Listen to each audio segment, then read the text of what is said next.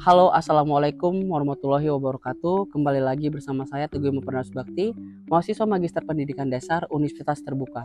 Nomor induk mahasiswa 501573565. Video kali ini menjawab pertanyaan pada tugas 1 pada mata kuliah Studi Komparatif Pendidikan Dasar di berbagai negara.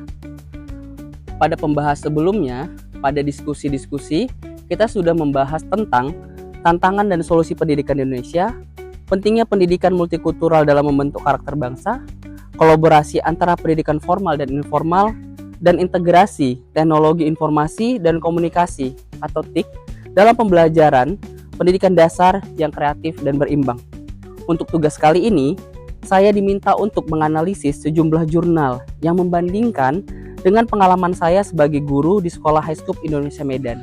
Nah, jurnal tersebut meliputi isu sosial politik dan sosial budaya dalam pendidikan, pendidikan berwawasan multikultural, pemanfaatan TIK dalam pendidikan dasar, serta satu jurnal dengan pendekatan penelitian literatur dari salah satu tema di atas. Nah, mari kita mulai pembahasannya, karena pendidikan yang bermakna bukan hanya soal teori, tetapi bagaimana ia hidup dalam praktik nyata di ruang kelas. Yang pertama, isu sosial politik dan sosial budaya dalam pendidikan dasar.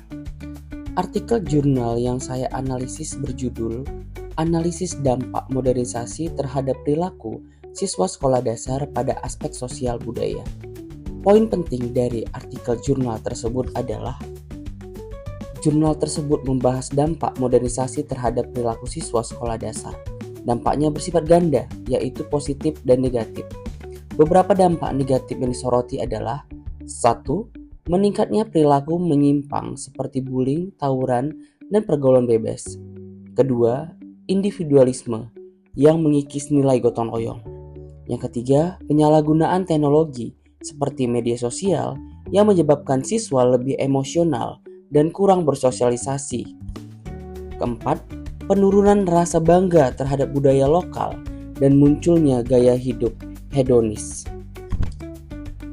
Sebagai solusi, jurnal ini menekankan peran guru dalam memfilter dampak negatif ini melalui penguatan pendidikan karakter dan integrasi nilai sosial budaya dalam mata pelajaran seperti IPS.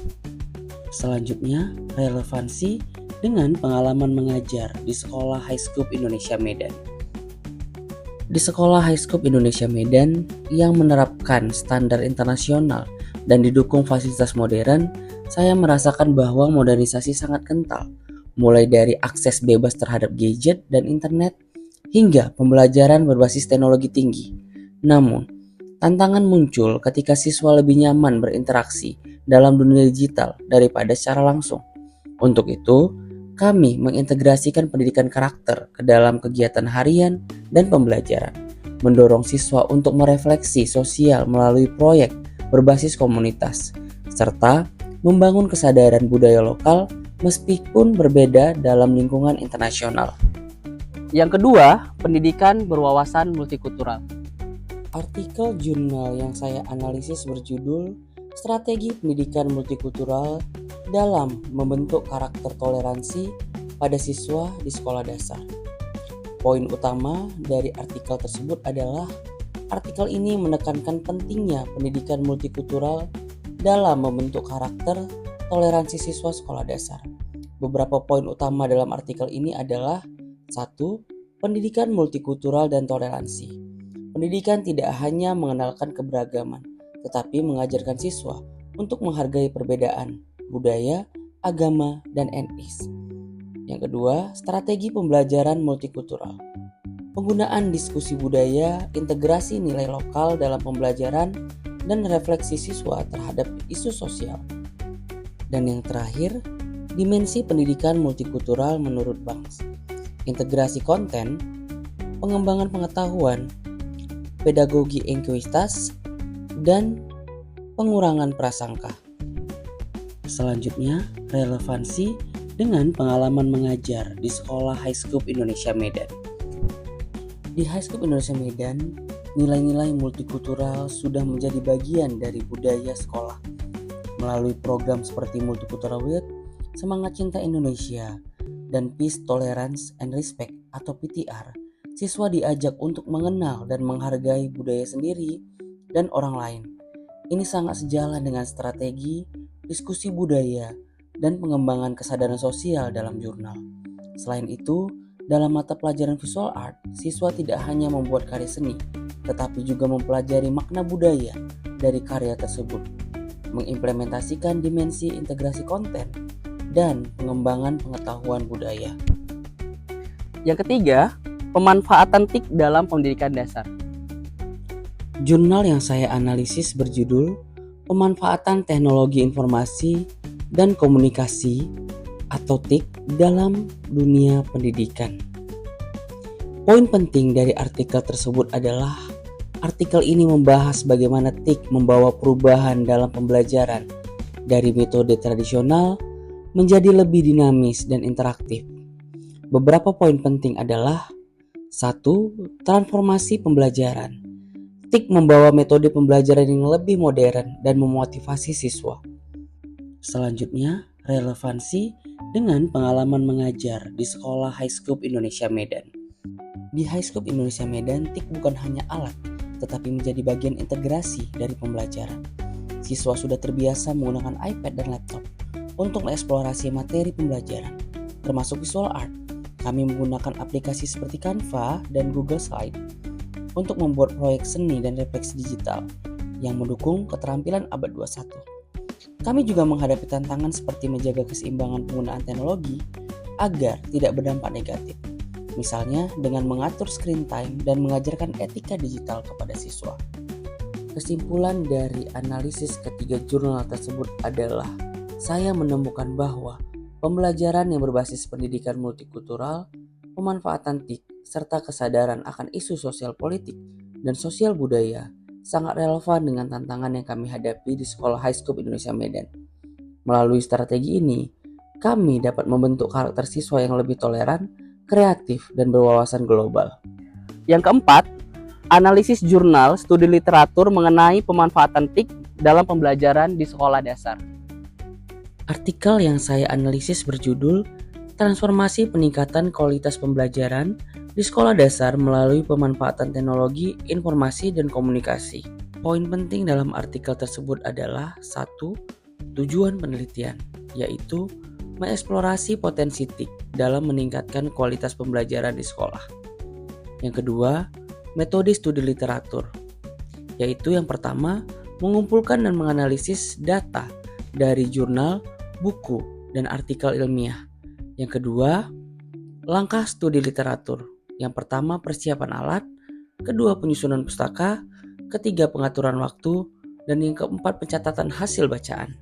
Poin penting yang ketiga, yaitu 1. Perubahan dari pembelajaran berpusat pada guru menjadi berpusat pada siswa. Yang kedua, kurikulum dibuat fleksibel dan adaptif. Yang ketiga, penilaian dilakukan berkelanjutan.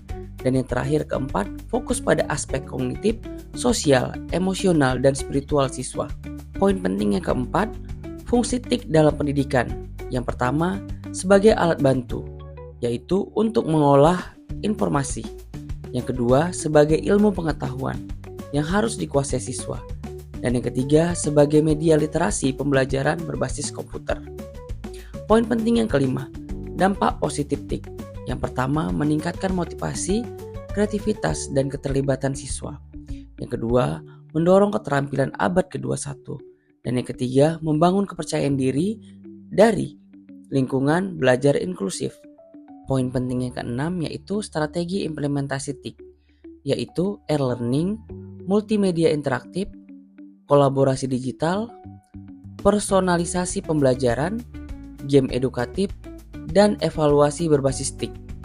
Kesimpulan dari poin penting dalam artikel tersebut adalah TIK efektif meningkatkan kualitas pembelajaran SD. Dan yang kedua, diperlukan pelatihan guru, infrastruktur, dan kurikulum yang mendukung.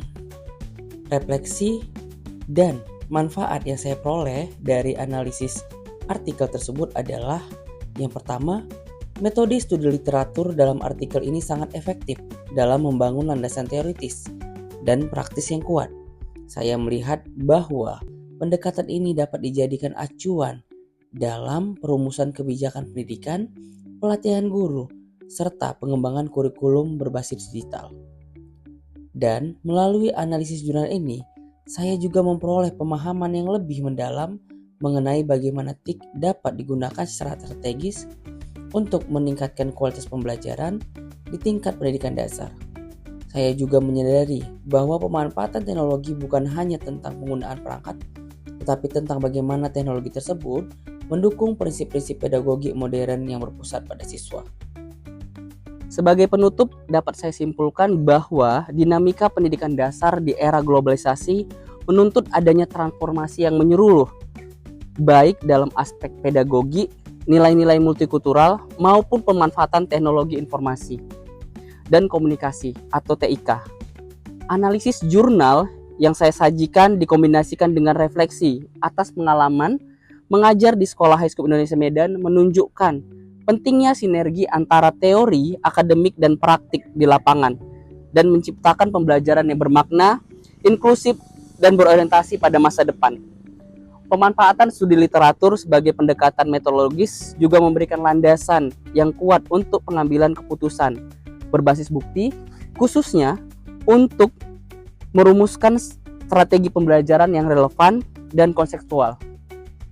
Dengan demikian, pemaparan saya dalam rangka tugas 1 mata kuliah studi komparatif pendidikan dasar di berbagai negara pada program Magister Pendidikan Dasar Universitas Terbuka.